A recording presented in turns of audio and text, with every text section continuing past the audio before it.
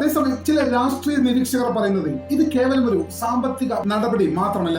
നിലവിൽ നടന്നുകൊണ്ടിരിക്കുന്ന യുദ്ധത്തിന്റെ സാഹചര്യങ്ങൾ ഗൾഫ് മേഖലയെ ഗുരുതരമായി ബാധിക്കുന്ന ഈ സമയത്ത് അമേരിക്കൻ നേതൃത്വത്തിന് മേലുള്ള തന്ത്രപരമായിട്ടുള്ള ഒരു നീക്കമായാണ് പ്രമുഖ രാഷ്ട്രീയ നിരീക്ഷകരൊക്കെ ഈ നടപടിയെ കാണുന്നത്.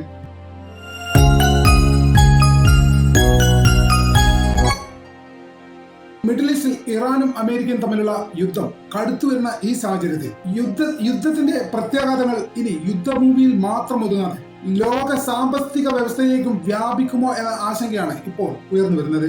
അടുത്തിടെ വന്ന ചില റിപ്പോർട്ടുകൾ പ്രകാരം പ്രമുഖ ഗൾഫ് രാജ്യങ്ങളായ സൗദി അറേബ്യ, UAE, കുവൈറ്റ് എന്നീ രാജ്യങ്ങളിൽ നിന്നുള്ള പൗരന്മാരുടെ അമേരിക്കയിൽ ഉൾപ്പെടെയുള്ള വിദേശ നിക്ഷേപങ്ങൾ വ്യാപകമായി പിൻവലിക്കാൻ ഒരുങ്ങുന്നു എന്നാണ് ഫിനാൻഷ്യൽ ടൈംസിന്റെ റിപ്പോർട്ടിൽ പറയുന്നത്.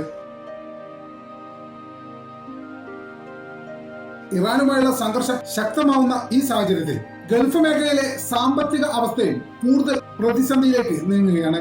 പ്രധാനമായും ഊർജ്ജ മേഖലയിലുണ്ടായ കുറവ്, ഹോർമുസ് കടലിടുക്കുമായി ബന്ധപ്പെട്ടുള്ള അനിശ്ചിതത്വം, കപ്പൽ ഗതാഗതത്തിലുണ്ടായ തടസ്സങ്ങൾ, ടൂറിസം മേഖലയിലെ വ്യാപകമായിട്ടുള്ള ഇടിവ്, ഇത്തരം കാര്യങ്ങളൊക്കെ വലിയ രീതിയിലാണ് ഗൾഫ് സാമ്പത്തിക വ്യവസ്ഥയെ കടുത്ത പ്രതിസന്ധിക്ക് ഇപ്പോൾ കാരണമായിരിക്കുന്നത്.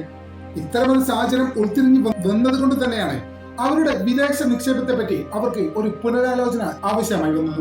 ഗൾഫ് രാജ്യങ്ങളിലുള്ള സോവറിൻ വെൽത്ത് ഫണ്ടുകൾ ലോകത്തിലെ തന്നെ ഏറ്റവും വലിയ നിക്ഷേപ ശക്തികളിൽ ഒന്നാണ്. അമേരിക്കൻ ബാങ്കുകൾ, ടെക് കമ്പനികൾ, റിയൽ എസ്റ്റേറ്റ്, സ്റ്റോക്ക് മാർക്കറ്റ് തുടങ്ങിയ മേഖലകളിൽ വലിയ രീതിയിലുള്ള സാമ്പത്തിക നിക്ഷേപം ഇത്തരം ആളുകളുടെ ഉണ്ട് എന്നാണ് പറയപ്പെടുന്നത്.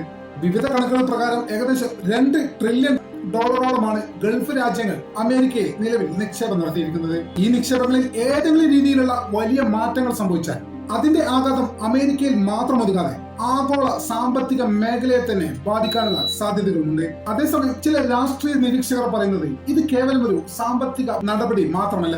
നിലവിൽ നടന്നുകൊണ്ടിരിക്കുന്ന യുദ്ധത്തിന്റെ സാഹചര്യങ്ങൾ ഗൾഫ് മേഖലയെ ഗുരുതരമായി ബാധിക്കുന്ന ഈ സമയത്ത് അമേരിക്കൻ നേതൃത്വത്തിന് മേലുള്ള തന്ത്രപരമായിട്ടുള്ള ഒരു നീക്കമായാണ് പ്രമുഖ രാഷ്ട്രീയ നിരീക്ഷകരൊക്കെ ഈ നടപടിയെ കാണുന്നത്.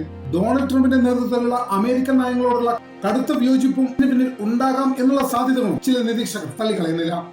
എന്തായാലും ഇക്കാര്യങ്ങളൊക്കെ നിലവിൽ ചർച്ചയുടെയും വിലയിരുത്തലുകളുടെ ഘട്ടത്തിലാണെങ്കിലും ഗൾഫ് രാഷ്ട്രങ്ങൾ യഥാർത്ഥത്തിൽ US-ലുള്ള നിക്ഷേപങ്ങൾ പിൻവലിക്കാൻ തീരുമാനിച്ചാൽ അതിന്റെയൊക്കെ പ്രതിഫലനം ആഗോള സാമ്പത്തിക മേഖലയിൽ വലിയ രീതിയിലുള്ള ആഘാതങ്ങൾ ഉണ്ടാക്കുമെന്നുള്ള കാര്യത്തിൽ യാതൊരു സംശയവുമില്ല. നിലവിൽ നടന്നുകൊണ്ടിരിക്കുന്ന യുദ്ധത്തിന്റെ ഭീതി കേവലം മിഡിൽ ഈസ്റ്റിൽ മാത്രമല്ല, ലോകത്തിന്റെ സാമ്പത്തിക രംഗത്തേക്കും ഇതിന്റെ ഭീതി ഇടിച്ചു കയറാനും തുടർന്ന് വലിയൊരു ഫിനാൻഷ്യൽ കൊളാപ്സിനും സാധ്യതയുണ്ട് എന്നാണ് ചില നിരീക്ഷകരൊക്കെ വിലയിരുത്തുന്നത്. അതുകൊണ്ട് തന്നെ വരും ദിവസങ്ങളിൽ ഗൾഫ് രാജ്യങ്ങൾ എടുക്കുന്ന സാമ്പത്തിക തീരുമാനത്തിലേക്കാണ് ലോക സാമ്പത്തിക രംഗം ഉറ്റുനോക്കിക്കൊണ്ടിരിക്കുന്നത് എന്നുള്ള കാര്യം വ്യക്തമാണ്. എന്തായാലും നിലവിലെ രാഷ്ട്രീയ പ്രതിസന്ധികളൊക്കെ എത്രയും പെട്ടെന്ന് അവസാനിച്ച് നമ്മളെ ഫിനാൻഷ്യൽ കാപ്പബിലിറ്റി ഒക്കെ നേരെയാവും, അല്ലെങ്കിൽ സ്മൂത്തായി പോകും എന്ന് തന്നെ നമുക്ക് പ്രതീക്ഷിക്കാം. നമ്മുടെ ചാനൽ ഇതുവരെ സബ്സ്ക്രൈബ് ചെയ്യാത്ത ആളുകൾ ഇപ്പോൾ തന്നെ സബ്സ്ക്രൈബ് ചെയ്ത് പിന്തുണ തരണമെന്ന് വളരെ വിനീതമായി അഭ്യർത്ഥിക്കുന്നു. മറ്റൊരു വീഡിയോയുമായി ഒട്ടുമേകാതെ തന്നെ കാണാമെന്ന് പ്രതീക്ഷയോടെ കാലത്തേക്ക് ഇവിടെ പറയുന്നു.